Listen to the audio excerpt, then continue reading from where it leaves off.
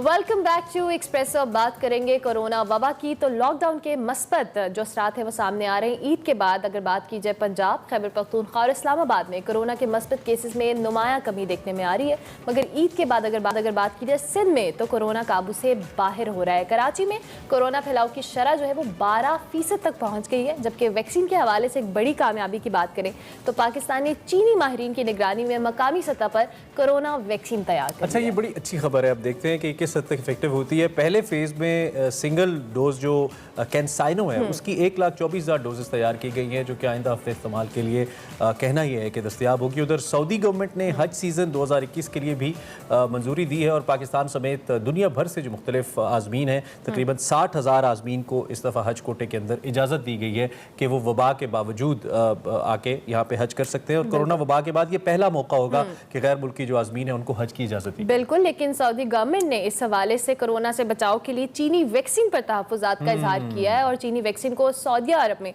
Registered नहीं किया गया है। बिल्कुल, हम सबको और पाकिस्तान में ज़्यादातर जो बेशतर शहरियों को चीनी वैक्सीन लगाई गई है और पाकिस्तान ने यह मामला सऊदी हुकाम के सामने उठाया और मौक़िफ़ इख्तियार किया है कि पाकिस्तानियों ने जो चीनी वैक्सीन लगवाई है, डॉक्टर्स दोबारा को वैक्सीन लगाने की इजाज़त नहीं दे रहे, इसलिए आज़मीन हज के लिए चीनी वैक्सीन की इजाज़त दी जाए। और जो कोरोना की मौजूदा सूरत हाल है और ये जो वैक्सीन का मामला, इस पर हम बात करते हैं। जी बिल्कुल, वफाकी वज़ीर नूरुल कादरी साहब हमारे साथ इस वक्त मौजूद है, वफाकी वज़ीर बराए मजहबी उमूर।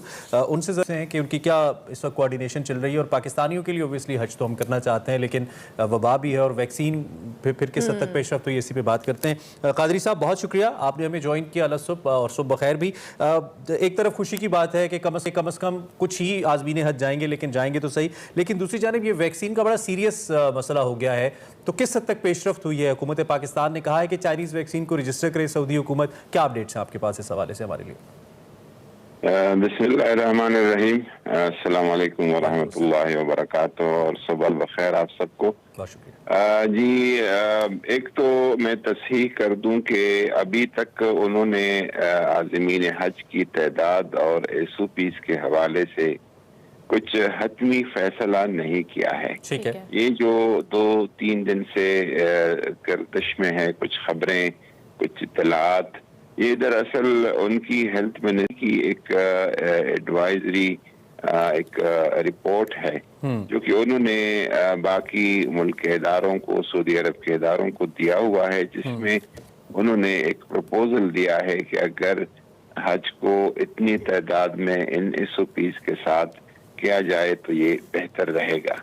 अभी इस पर कोई हतमी फैसला होना बाकी है कि आया ये मुशावरत या ये रिपोर्ट जो फैसला करते हैं, ज़ाहिर किंग करता है और इनका एक कौंसल है वो करता है, और उसमें हज उमरा की जो उनकी मिनिस्ट्री है वो चूंकि स्टेक होल्डर है तो ज्यादा उनकी राय को अहमियत दी जाती है।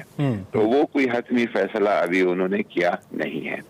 जो वैक्सीन का एक इशू है, हमने उनके साथ थ्रू फॉरेन ऑफिस और थ्रू हेल्थ मिनिस्ट्री दोनों तरीकों से उनके साथ उठाया हुआ है। और हमारा मौक़िफ़ ये है कि एक तो पाकिस्तानी बिलउमूम जितनी भी आज़मीन हज होंगे उन्होंने ऑलरेडी चाइनीज वैक्सीन लगाई हुई है और डॉक्टर जो है वो एडवाइज नहीं करते कि किसी एक शॉर्ट पीरियड के दौरान फिर दोबारा और वैक्सीन जो है वो लगाई जाए। एक वजह तो ये है। दूसरा ये है कि अभी तो जो चाइनीज वैक्सीन जो पाकिस्तान में ज़ेर इस्तेमाल है, उन्होंने वर्ल्ड हेल्थ ऑर्गेनाइजेशन ने भी उसको रिकग्निशन दी है और उसको मान लिया है कि ये एक अच्छी वैक्सीन है। तो इस बुनियाद पर भी हमारा उनसे ये मुतालबा है और एक गुजारिश है कि इसको इजाजत दी जाए जिन्होंने चाइनीज वैक्सीन लगाई हुई। ठीक है। अच्छा, अगर इन केस सऊदी गवर्नमेंट चीनी वैक्सीन की मंजूरी नहीं देती तो फिर अगर हम बात करें क्या स्ट्रैटेजी होगी? क्या नहीं जा सकेंगे लोग या क्या मामला होगा? गवर्नमेंट ने क्या सोचा है ऑल्टरनेट पे? ज़ाहिर है फिर हम जैसे भी हो, जितने भी हो तादाद में हमें अलाउ करेंगे या कहेंगे उनके लिए, तो फिर बाहर सूरत जिस तरह भी हो हम कोशिश करेंगे कि उनका जो मुकर्रर करदा वैक्सीन है या जिनका उन्होंने 3-4 का बताया है, तो उसको हम उसी को मंगाएं, इंपोर्ट करें, जो भी तरीका करें। इंशाल्लाह ठीक है। बंदोबस्त करेंगे। अच्छा कादरी साहब, ये तो चले एक ऐसी सूरत हाल हमारे सामने आ गई है जिससे हमें नज़र आ रहा है कि चाइनीज़ वैक्सीन के ऊपर किसी दूसरे मुल्क की रिजर्वेशंस मौजूद हैं। जाहिर बात है उनके अपने कवानीन हैं, उनके अपने SOPs हैं, लेकिन ये मसला हमें मुस्तकबिल में भी आ सकता है। हमारे शहरियों ने जो अभी स्टक है यहाँ पे उन्होंने जाना है, तो इस पर मुझे लगता है कि एक मरबूत हिकमत अमली की ज़रूरत है। चाहे वो वैक्सीन्स के ब्रांड्स को हम देखें कि उसको हम तब्दील करें पाकिस्तानी शहरियों के लिए, या फिर जल्द से जल्द उनके अप्रूवल के लिए अपनी रिक्वेस्ट फाइल करें डिफरेंट कंट्रीज़ को, और ख़ास तौर पर सऊदी अरब को। तो कोई कोऑर्डिनेशन, कोई मीटिंग, कोई इजलास हो रहा है आपका NCOC के साथ, वजारत मजहबी उमूर का? इस पर ज़रा कुछ हमें बताइए। फिलहाल जो सरदस्त इशू है वो तो हज ही का है, और बाकी क्योंकि बाकी ट्रेवलिंग जो SOPs है उसमें तो PCR का और कोरोना टेस्ट की तो उसमें बात है, लेकिन वैक्सीनेशन की तो अभी शायद इन नियर फ्यूचर ऐसा हो कि पूरी दुनिया के ममालिक अपने ट्रेवलिंग SOPs में शामिल करे कि वैक्सीनेशन होंगे।